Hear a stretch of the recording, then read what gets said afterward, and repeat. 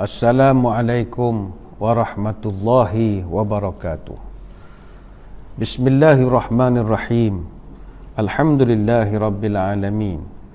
Wassalatu wassalamu ala asyrafil anbiya'i wal mursalin wa ala alihi wa sahbihi ajma'in. Allahumma akhrijna min zulumatil wahmi wa akrimna binuril fahmi waftah alaina bima'rifatika wasahal lana abwaba fadlika ya arhamar rahimin. Allahumma inna nas'aluka ridhaka wal jannah wa na'udzubika min sakhatika wan nar. Allahumma innaka afuwun karimun tuhibbul afwa fa'fu anna. Yang kita hormati seluruh pimpinan dan juga warga Pertubuhan Kebajikan Islam Malaysia ataupun Perkim Cawangan Taman Ceras Utama bahagian wilayah Persekutuan. Seterusnya yang kita hormati juga tuan-tuan guru, para alim ulama, para habaib dan khususnya kepada seluruh para puasawan dan juga para penonton kita, mudah-mudahan dirahmati Allah sekalian. Alhamdulillah, hari ini Ramadan dah hari ke-8. Berbunga rasa iringi harapan. Rahmat ilahi ada di depan. Beriring doa dalam ratapan. Banyakkan berdoa, itulah yang mulia.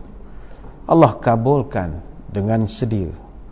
Berdoa janganlah yang sia-sia atau yang tak baik untuk manusia. Kita berharap moga-moga Ramadan pada hari PKP kita yang ke-44 ini menatijahkan limpahan rahmat berganda daripada ilahi, mudah-mudahan. Saudara, hari ini juga kebetulannya 1 hari bulan Mei adalah hari pekerja. Dan semua pekerja bukan sekadar di Malaysia, di seluruh dunia, semua hari ini bercuti. Kita sebenarnya kalau di Malaysia dah 44 hari dah kita tak bekerja cara normal, maknanya macam bercuti jugalah.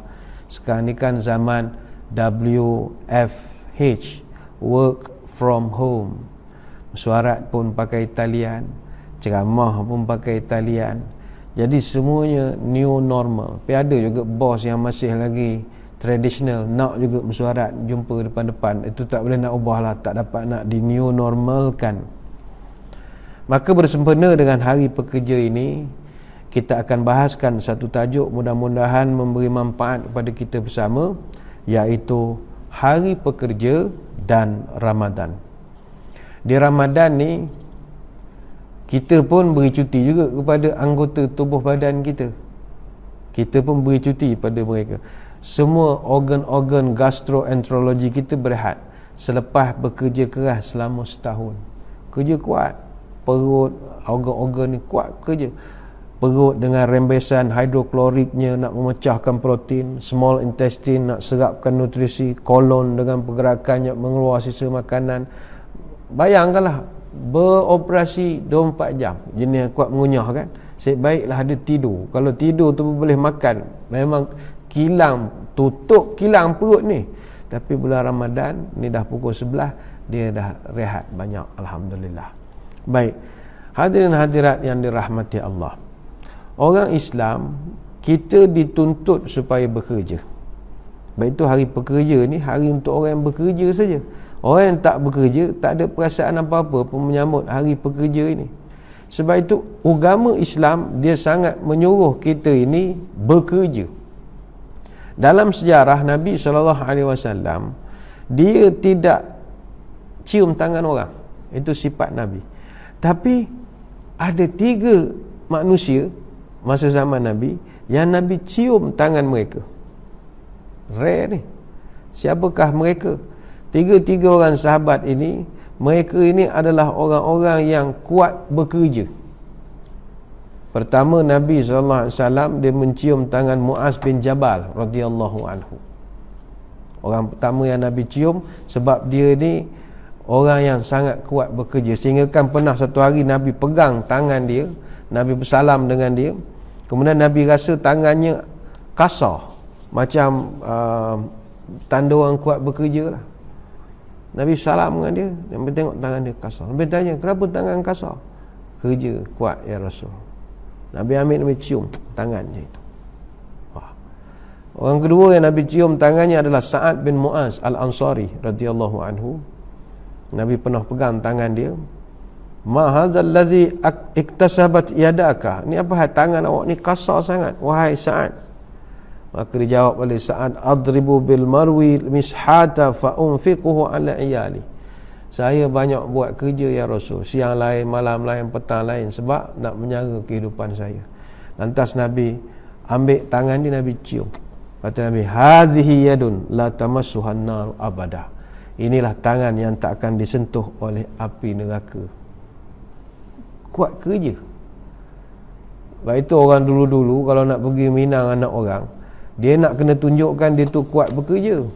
Yang laki-laki tu sebelum salam dengan bakal pak mentua, dia kena tunjukkan dia tu kuat bekerja. Cara macam mana? Sebelum pergi dia genggam je nasi segenggam.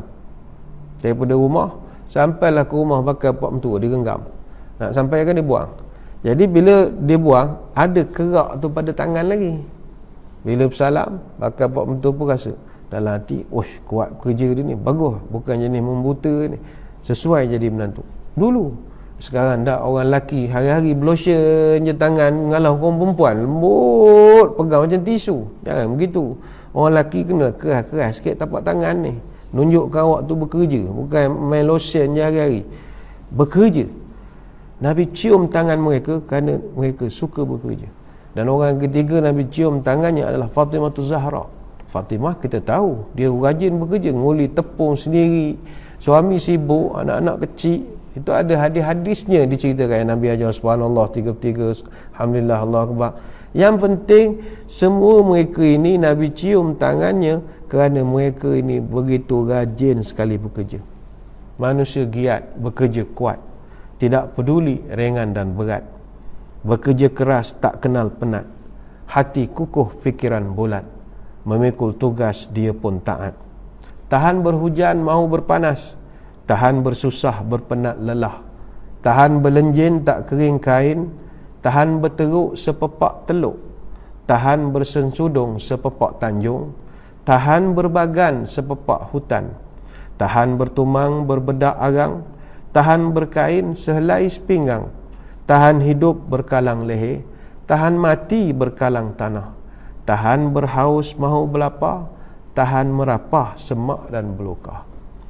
Sebab itu orang yang kuat bekerja, Nabi cinta pada mereka. Islam paling anti sekali kepada golongan buat Prabu kursi meja, kepala serabut, duduk saja. Paling dia anti. Golongan yang cokek mak bolok, topak dalai bokor. Suruh kerja tak nak, hari-hari minta pitih mak. Ini agama tidak suka. Sebab itu ada satu petikan daripada Ibnu Abbas, inni la abghadur rajula an arahu farighan laisa fi syai'in min amalid dunya wala amalil akhirah. Aku benci dengan orang yang menganggur, yang tidak bekerja dalam hal urusan duniawi dan juga tidak bekerja dalam urusan akhiratnya. Ini sebagaimana dipetik dalam Sifatus Safwah karya Ibnul Jauzi. Bekerjalah walaupun sekadar memikul kayu api dan pergi jual. Ada sahabat datang jumpa Nabi, hari-hari, ya Rasul, duit sikit. Nabi bagi. Esok datang lagi, ya Rasul, duit sikit. Datang lagi. Esok lusa datang lagi. Nabi boleh bersedekah, tak ada masalah. Muka yang sama tak ada masalah. Tapi satu hari kata Zubair Al-Awwam radhiyallahu anhu, Nabi berpesan, la'an ya'khudha ahadukum hablahu fayatiya bi khuzmati hatabin ala zahrihi fayabi'aha fayakuffallahu biha wajahu khairun lahu min an yas'alan nasa a'tauhu aw mana'uhu. Nabi sebut, kalaulah awak ambil tali, cari kayu, ikat kayu tu, pikul, pergi ke pekan, jual, hasilnya dapat, boleh buat belanja, itu akan mendapat penghormatan daripada Allah, dan itu jauh lebih baik daripada kamu meminta-minta kepada manusia. Ada hari dapat, ada hari tak dapat, kata Nabi. Hadis riwayat Imam Bukhari.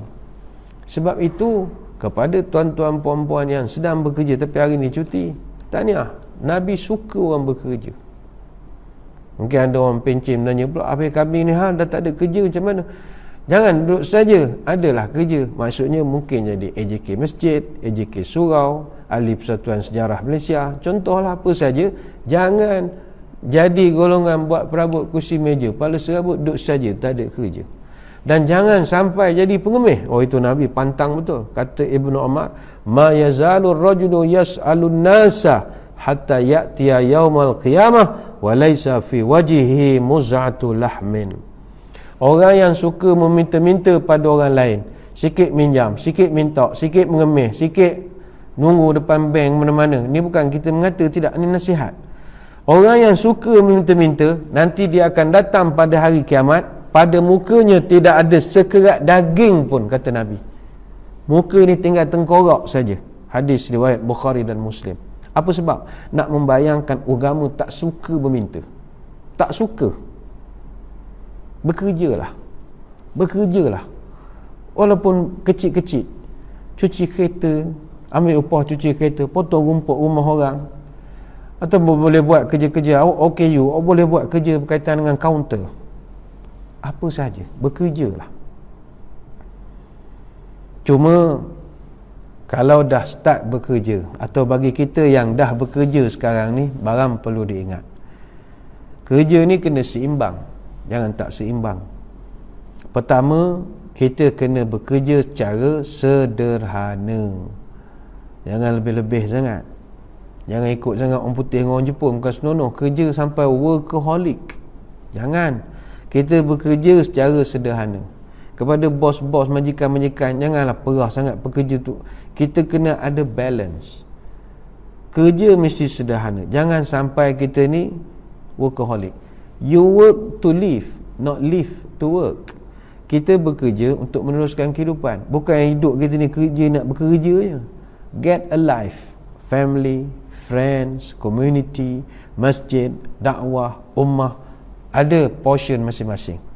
Kalau bekerja siang malam pagi petang, kita takut hidup kita tidak seimbang. Kalau kita kaji sejarah sambutan hari pekerja atau sebutan tepat hari buruh, punca sambutan ni kerana dulu para buruh mereka berjuang kerana kerja mereka tak ada balance, tak ada keseimbangan. Dulu golongan kapitalis dia paksa pekerja-pekerja dia bekerja 12 sampai 14 jam satu hari, malahan ada yang sampai 16 jam satu hari, dan tidak ada cuti. Kerja betul, tu bukan kerja, mengerjakan betul.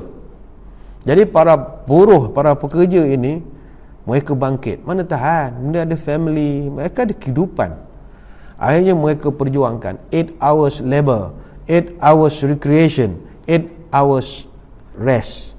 Mereka perjuangkan supaya dapat 8 jam bekerja, 8 jam untuk berehat, 8 jam untuk melakukan aktiviti rekreasi. Jadi mereka berjuang. Bermula tahun 1888, sambutan Hari Buruh telah diadakan di seluruh dunia bagi mengenang kemuncak perjuangan mereka, peristiwa Haymarket Affair yang terletak di Chicago sekarang, yang menjadi titik tolak kepada kebangkitan para pekerja. Start tahun 1888 diadakan sambutan macam yang kita sambut hari ni. Dan Malaysia pula hanya sambut hari pekerja ni 84 tahun selepas itu. Kita tak terima sambutan hari pekerja ini. Walaupun mula diisytiharkan tahun 1888, Malaysia hanya setuju untuk buat tahun 1972, iaitu berdasarkan sejarah Tun Dr. Ismail sebagai Timbalan Perdana Menteri ketika itu telah mengumumkan pengiktirafan kerajaan untuk sambutan Hari Pekerja dan diisytiharkan pada 20 Mei 1972, iaitu 84 tahun selepas daripada tahun 1888, dan kerajaan bersetuju untuk memberi cuti umum mulai tahun itu. Sebelum itu, sambutan ataupun idea sambutan Hari Pekerja di Malaysia tidak diterima oleh kerajaan zaman itu. Sebelum zaman Tun Razak, tidak diterima, ditentang dengan hebat oleh kerajaan kerana khawatir kita akan mengamalkan sistem ekonomi laissez-faire, dan dikhawatiri 1 Mei kalau dia benarkan sambutan akan menjadi tunggangan oleh golongan haluan kiri, sama ada sosialis ataupun komunis. Jadi masa itu memang tak dibenarkan. Tahun 72 baru dibenarkan sambutan Hari Buruh ataupun pekerja ini. Yang penting balance lah, seimbang. Jangan sampai workaholic. Ada pekerja yang workaholic, dia panggil pekerja yang jenis philo type of person, first in last out. Datang kerja paling awal, balik kerja paling lambat. Office panckat pukul 8, dia 6.30 ada office dah. Orang balik pukul 5, dia balik pukul 9 malam. Tak ada keluarga agak dia ni.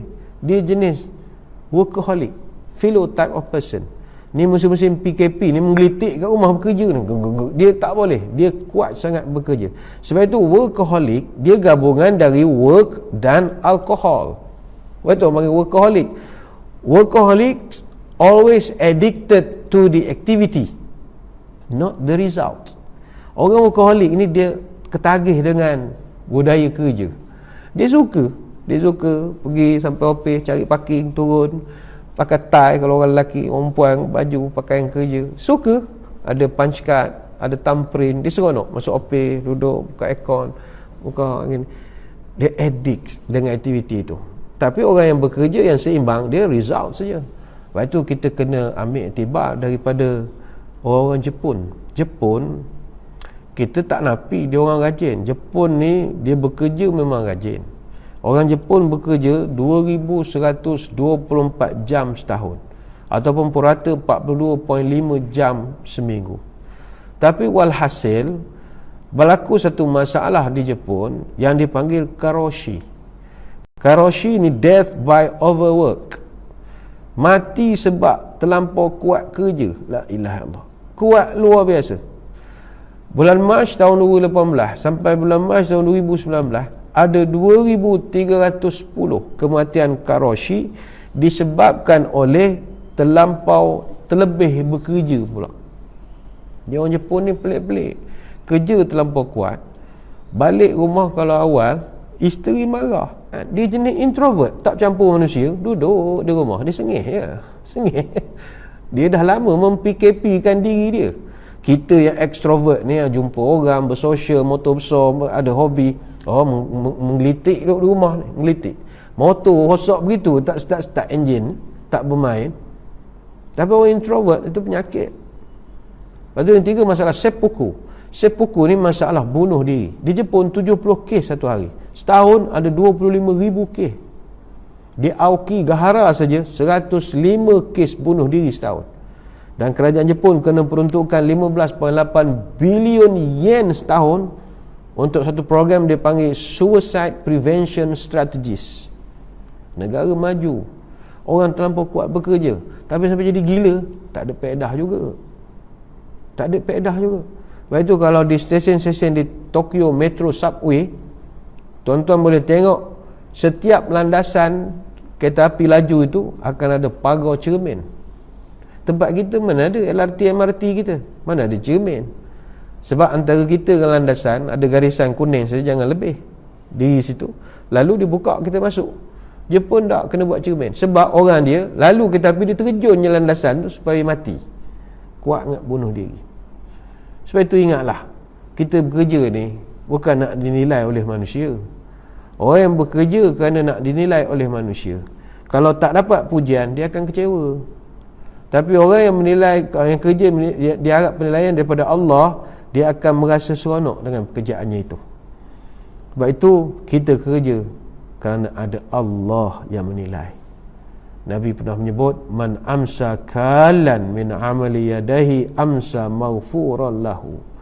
Siapa yang waktu petang dia merasa penat bekerja, sebab daripada pagi dia bekerja, maka ketika dia rasa kepenatan itu, maka ketika itulah maghfuran lahu, Allah ampunkan dosa-dosanya. Hadis riwayat At-Tabrani dan juga Al-Baihaqi. Sebab itu pada musim-musim Covid ini, ada saudara-saudara, rakan-rakan kita yang mereka ni duduk di sektor atau di front lines kita.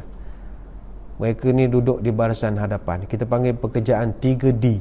Dirty, dangerous and difficult. Frontliner kita sebagai contoh, para doktor kita, para jururawat, houseman kita, healthcare assistant, medical assistant, medical lab technologies, pasukan-pasukan beruniform yang buat sekatan jalan raya dan juga kawalan perimeternya, ATM, PDRM, JPAM, rela dan bagai-bagai lagi. Mereka ini memang berada pada pekerjaan yang begitu sukar sekali, apatah lagi Ramadan Al-Mubarak. Kalau pasukan perubatan, mereka punya peralatan PPE, Personal Protective Equipment, itu begitu seksa sekali menengok cara perpakaian mereka tu berpeluh. Plastik, tuan-tuan nak tahu, ambil plastik sampah tu kan pakai pada muka, pada badan, nak tahu peluh tak peluh. Letih. Dia orang pakai mask N95, kita pakai yang 3 layer. Yang 3 layer tu nipis sangat, boleh tiup api lighter. Dia orang tu bernafas guna udara mulut sendiri.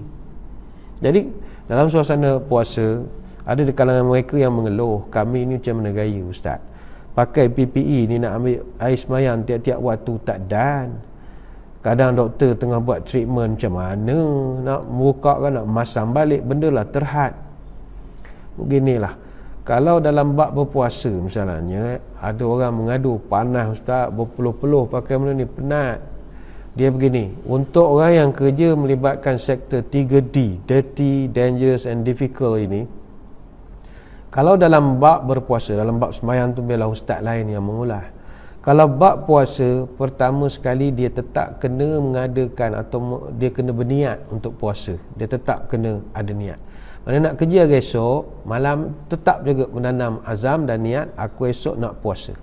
Artinya pagi esok nak pergi office, nak pergi hospital, jangan pula buat bekal siap-siap.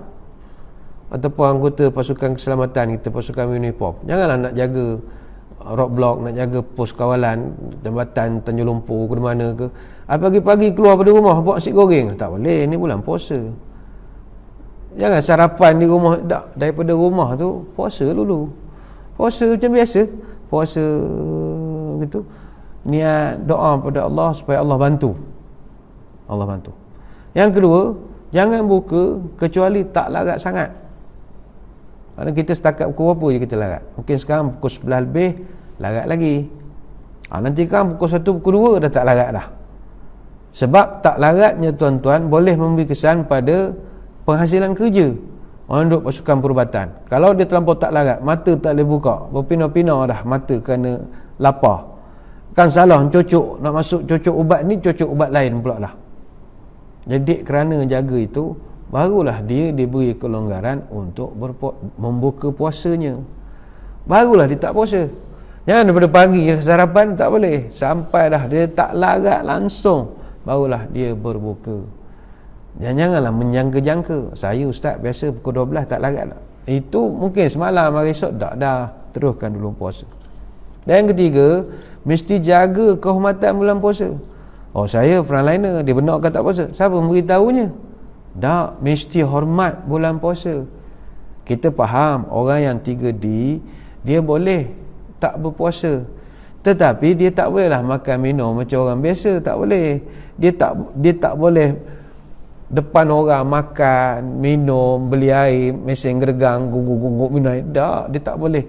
Dia tetap kena menghormati. Dia kena sorok makan dia. Macam orang puan tak semayang, sama juga, dia tak dibenarkan makan public. Oh, tak boleh makan sana, makan sini.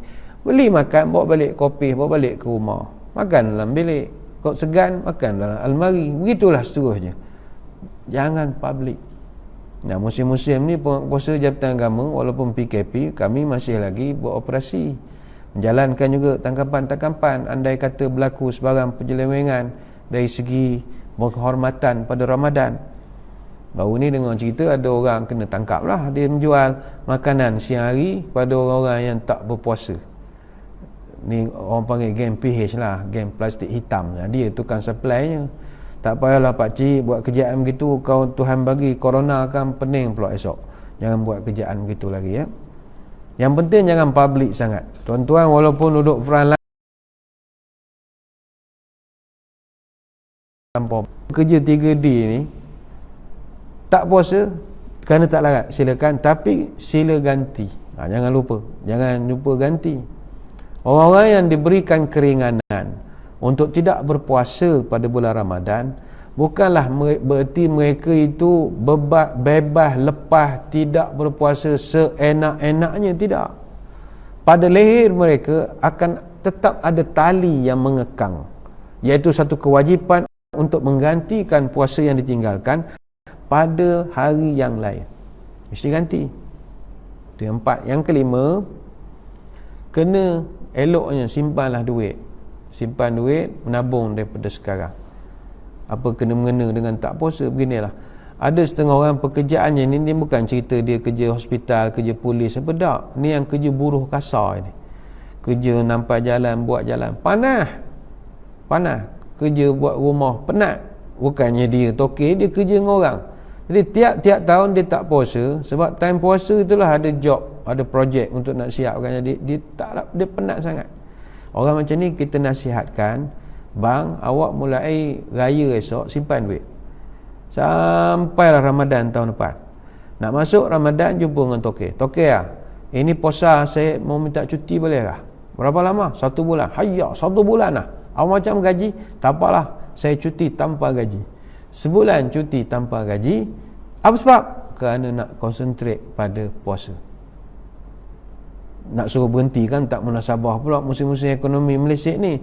Tapi simpan duit supaya tahun depan bulan Ramadan kita boleh puasa supaya orang lain lah. Ni antara pandangan yang diberikan. Itu yang pertama. Yang kedua, hadirin hadirat sekalian, kita bekerja ni, tamu tadi kena seimbang. Yang kedua, bekerja ni kita kena amanah. Sebagaimana bulan Ramadan mengajar kita sifat amanah.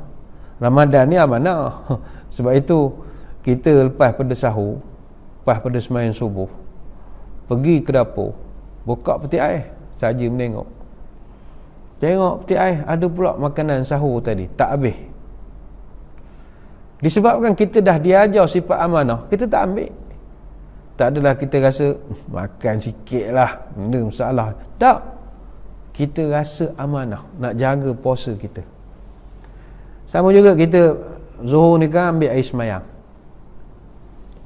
Bila ambil air semayang lah bulan puasa ni, air paip pun rasa sedap. Tengah ambil semayang rasa, sedap pula air paip ni. Pandang kiri kanan, kalau aku serup sikit orang nampak. Tak, kita tak buat. Kerana kita diajar amanah. Amanah. Kita amanah betul. Bukanlah kita tak nak, kita nak. Tapi kita sekat kehendak kita kerana amanah. Sebagaimana kita bercakap dengan makanan, sekarang pukul 11.30, kita tengok mi goreng.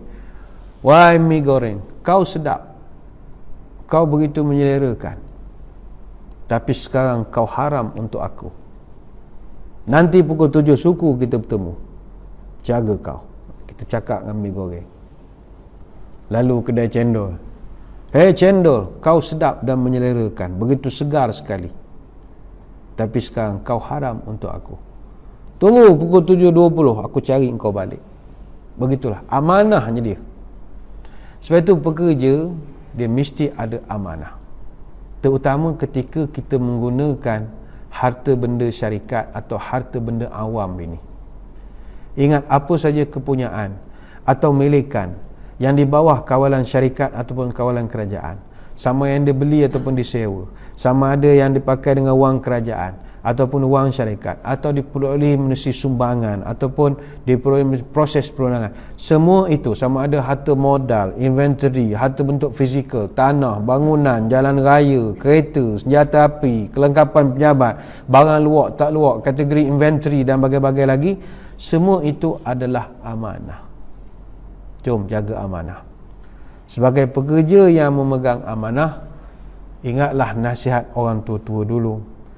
Apabila amanah sudah diterima, jalankan tugas dengan sempurna. Bila amanah dipercayakan orang, kalau tak sanggup, berterus terang. Bila bahu memikul amanah, berhati-hati ketika melangkah. Bila amanah sudah di tangan, semua kewajipan mesti ditunaikan. Apabila amanah sudah dipegang, jangan sampai mengecewakan orang. Apabila tak sanggup melaksanakan amanah, jangan berbohong, banyak berkelah. Apabila amanah tak mampu ditunaikan, jangan pula mengelak mencari alasan. Bila amanah tidak terlaksana, kembalikan dengan cara bijaksana.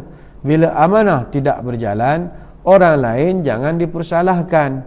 Berlaku ihsanlah sesama makhluk, itulah kemuncak perangai yang elok.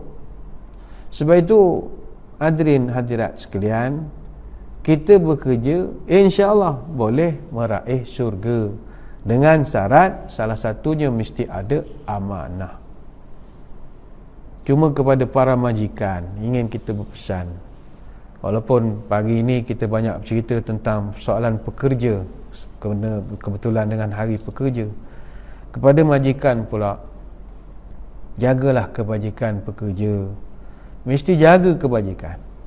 Nabi cukup pantang orang kalau dia tokey, dia bos, dia pengarah, dia ketua jabatan, anak buah dia perah kederat siang malam pagi petang, SKMK, sikit kasih banyak kerja. Itu memang pantang betul dia.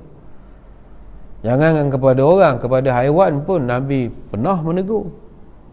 Ada satu riwayat daripada Ya'la bin Murrah As-Saqafi radhiyallahu anhu. Dia cerita pernah satu ketika kami para sahabat dengan Nabi, kami buat walkabout lah, pusing Madinah, tengok apa sedang berlaku, kesusahan orang, jalan walkabout. Pusing-pusing sampai satu kampung, kata Ya'la, nampak seekor unta. Unta ni duduk dalam sekawanan unta juga. Jadi bila Nabi berjalan, salah seekor daripada unta ini nampak Nabi, dia tu datang meluru ke arah Nabi. Bayangkanlah, unta meluru ke arah Nabi. Sahabat, bodyguard apa semua ni dah standby dah, takut ada sebarang masalah berlaku. Unta maklum sajalah, bukan handbrake. Jadi Nabi kata tak apa, biar. Tiba unta tu datang, pergi dekat Nabi. Falamma ra'ahul ba'ir jarjara fawada'a jiranahu fawaqafa alaihi an-nabiyyu faqala aina sahibu hadzal ba'ir.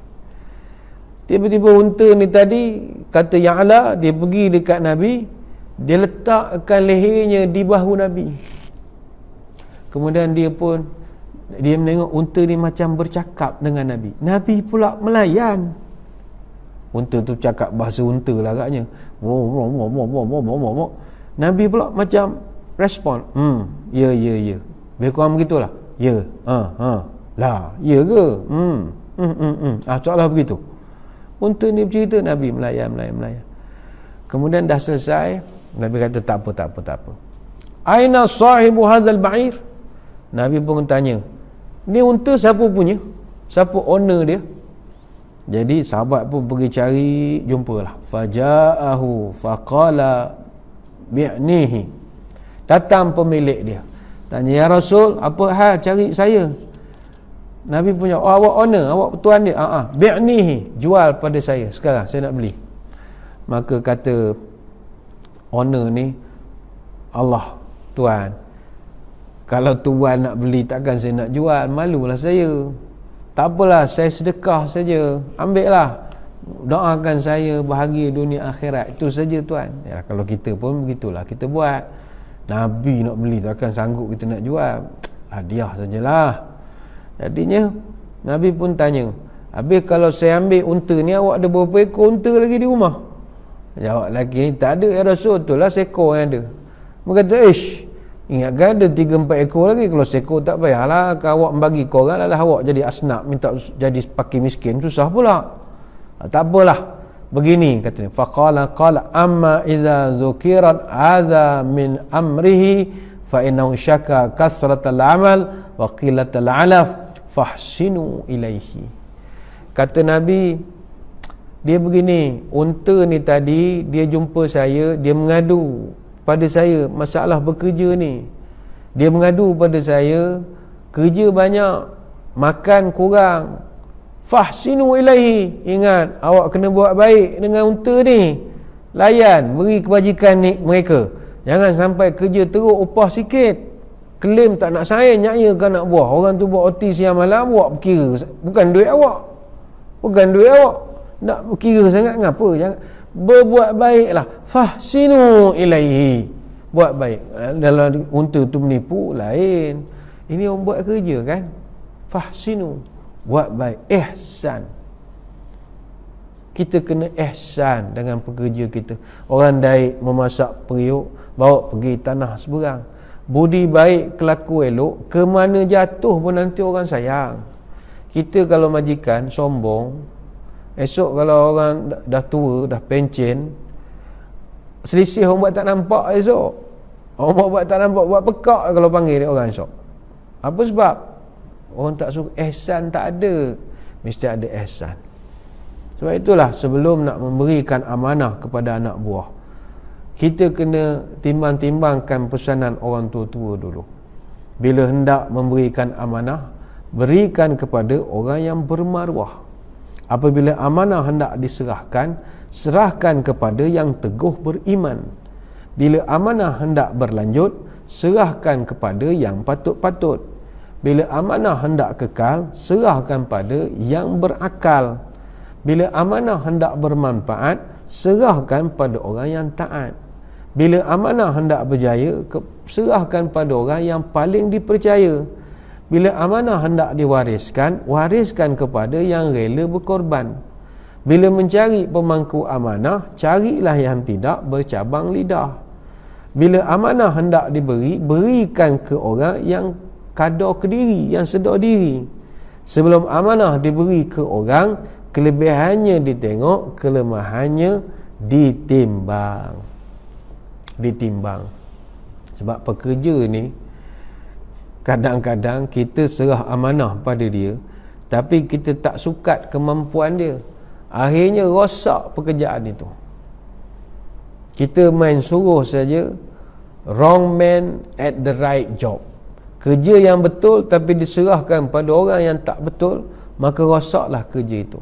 Tapi kenapa jadi begitu? Kerana kita tak dapat menimbangkan adakah orang tu mampu menunaikan amanah tersebut. Pekerja ni pula macam-macam PL. Kalau di office ada yang kuat berdrama, drama betul. Depan kita, dia punya puji, jack sampai 4 tayar ke atas. Kerja tak kerti mana pun. Kita pun tertipu, serah ke dia. Tak siaplah jawabnya. Sebab itu kepada para pekerja, ingat, bodek bos ni bukan ajaran agama. Bodek luar biasa sangat. Ada orang tanya, kalau puji bos, adakah tu dikira bodek ke ustaz? Dia begini, bab puji ni, Abu Musa al-Asy'ari radhiyallahu cerita, Nabi dengar ada satu orang, dia puji satu orang yang lain berlebih-lebihan. Puji sangat. Maka kata Nabi, ahlaktum au qata'tum zahar ar-rajuli. Kata Nabi, awak telah membinasakan dia, awak telah memunahkan dia, awak telah memotong punggung kawan awak. Hadis Bukhari Muslim. Nabi marah, jangan puji luar biasa sangat. Tahulah nak membodek, tapi janganlah luar biasa sangat. Nama juga Umar Al-Khattab radhiyallahu anhu, dia pernah kata, al-madah wa zabah, puji-pujian itu umpama sembelihan. Awak muji orang, membunuh orang sebenarnya. Dia cakap begitu berdasarkan satu riwayat daripada Nabi SAW. Abu Bakar radhiyallahu anhu cerita, ada seorang muji orang lain depan Nabi. Ya Rasul, orang ni mamat ni bagus ya Rasul. Nabi SAW, wailaka qata'ta unuqa sahibika, qata'ta unuqa sahibika. Celaka engkau, kata Nabi, engkau telah kerat leher kawan kau sendiri. Nabi ulang 2 kali, engkau telah kerat leher kawan kamu sendiri. Sahabat tercengang pula dah. Tapi Nabi explain, man kana minkum madihan akhahu la mahalata falyakul ahsibu fulanan wallahu hasibuhu wala uzakki 'ala Allahi ahadan ahsibuhu kaza wa kaza in kana ya'lamu zalika minhu.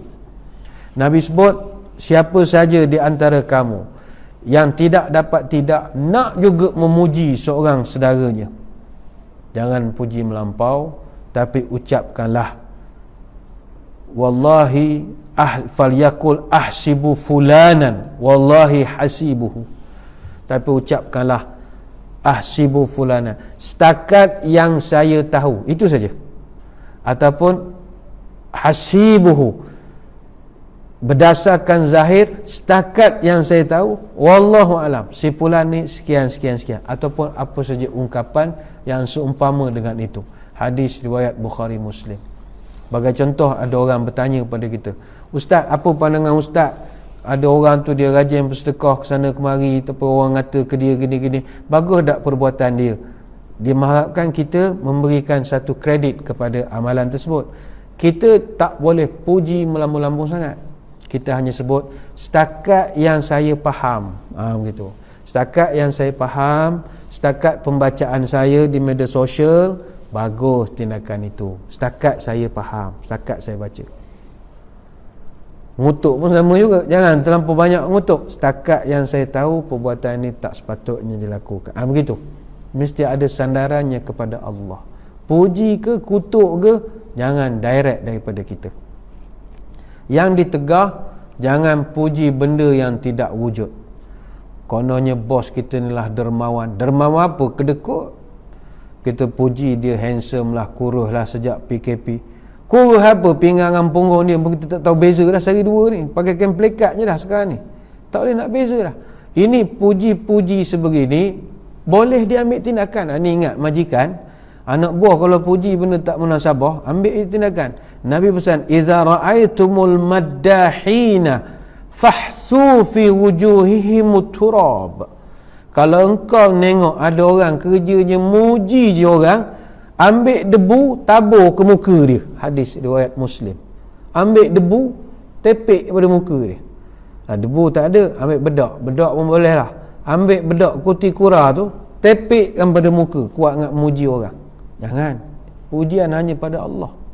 Alhamdulillahi Rabbil Alamin. Segala puji hanya untuk Allah.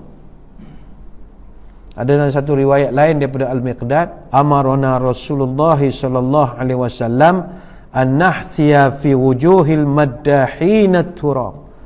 Kata Al-Miqdad, Nabi sallallahu alaihi wasallam memerintahkan kami untuk menampalkan tanah liat pada muka orang yang hidupnya suka memuji-muji. Tak suka, jangan dibuat. Tapi kalau pujian itu tidak melampau-lampau, itu tak ada masalah. Untuk kita nak muji masakan isteri, muji anak bagus buat homework, itu tak ada masalah. Tidak melampau. Dan Nabi pun puji sahabat-sahabatnya. Puji. Sami'tu abi yaqul ma sami'tu Rasulullah sallallahu alaihi wasallam li hayyin yamshi innahu fil jannah illa li Abdullah bin Salam. Kata Amr bin Sa'id, dia dengar ayahnya bercerita Nabi pernah bersabda. Kata ayah dia, aku belum pernah dengar Nabi mengisytiharkan tentang adanya orang akan berjalan di muka bumi ini yang merupakan dia adalah calon syurga kecuali kepada Abdullah bin Salam. Nabi sebut semua. Ini ahli syurga ni. Hadis Bukhari dan Muslim. Yang kita ni muji bos sebab nak membodek, itu tak boleh. Membodek untuk naik pangkat itu jangan. Nabi pernah pesan pada Abdurrahman bin Samurah radhiyallahu anhu, ya Abdurrahman, la tas'alul imarata fa innaka in u'titaha an ghairi mas'alatin u'inta 'alaiha wa in u'titaha an mas'alatin wukilta ilaiha. Wahai Abdurrahman, engkau jangan membodek-bodek meminta jawatan. Kalau engkau diberi jawatan tanpa meminta, nescaya engkau akan ditolong oleh Allah dan diberikan taufik kepada kebenaran. Tapi kalau jawatan itu diserahkan padamu kerana kau sendiri yang melobi, engkau sendiri yang menjilat, meminta-minta, jilat atas, pijak bawah, siku kiri kanan, kawan jadi lawan, lawan jadi kawan, maka kamu akan dibebankan dengan jawatan itu, iaitu engkau tidak akan ditolong. Hadis riwayat Bukhari dan Muslim. Nabi kalau orang minta, payah nak beri. Lepas itu kata Abu Zar, dia pernah minta kepada Nabi, ya Rasulullah, ala tasta'miluni, ya Rasul, tak nak ambil saya ke jawatan pekerjaan ini? Jawab Nabi, fadaraba biyadihi ala mankibai. Nabi pegang bahunya, kata Nabi, ya Abu Zar, innaka dha'ifun wa innaha amanatun wa innaha yaumul qiyamah khizun wa nadamah. Kata Nabi pegang bahu dia, hey Abu Zar, innaka dha'ifun, mu ni lemah, mu dok rok cetong, dok rok setarang barah. mu lemah, orang tak kuat. Innaha amanatun, sedangkan jawatan ini adalah amanah, dan jawatan ini juga kalau tak dibuat dengan baik akan menjadi penyesalan di hari akhirat. Ini hadis riwayat Imam Muslim. Sebab itulah hadirin hadirat yang dirahmati Allah sekalian, kita sama-samalah berdoa kepada Allah, moga kita sebagai pekerja dapat menjalankan kerja dengan amanah, tidak kerja sambil lewa ataupun kerja nak membodek bos saja siang malam pagi petang. Dan sebagai majikan pula, sama-samalah kita adakan sifat belas ihsan kepada anak-anak buah kita yang sedang bekerja ini. Lihatlah bilioner, jutawan-jutawan terhebat dunia sekalipun, semua sekarang sedang keluh kesah, resah gelisah. Rupanya mereka kaya selama ini kerana kita yang mengkayakan mereka. Pekerja-pekerja inilah yang menyebabkan mereka menjadi kaya. Bila kita dah lama tak bekerja, ramai dah keluar daripada kepanasan kerana tak ada pekerja nak menjanakan duit untuk mereka lagi. Maka ihsanlah kepada para pekerja, kerana hari ini kita kaya, kita mencipta kejayaan juga kerana mereka. Adanya keseimbangan antara pekerja dan majikan ini insya-Allah akan mendatangkan kebahagiaan. Banyak nak diterangkan tapi masa tidak mengizinkan. Sekadar itu sembang-sembang kita pada kesempatan pagi ini, iaitu kepada seluruh warga Pertubuhan Kebajikan Islam Malaysia ataupun Perkim Cawangan Taman Ceras Utama bahagian wilayah persekutuan yang sudi untuk bergabung dengan kita pada kesempatan pagi ini. Dan juga terima kasih kepada seluruh para penonton kita yang menonton menerusi page rasmi Masjid Negeri Sultan Ahmad I Kuantan. Sekadar itu, selamat mendulang pahala Ramadan di rumah. Stay home, stay safe, kurangkan juadah, tingkatkan ibadah. Wabillahi taufiq wal hidayah. Wassalamualaikum warahmatullahi wabarakatuh. Wallahu a'lam.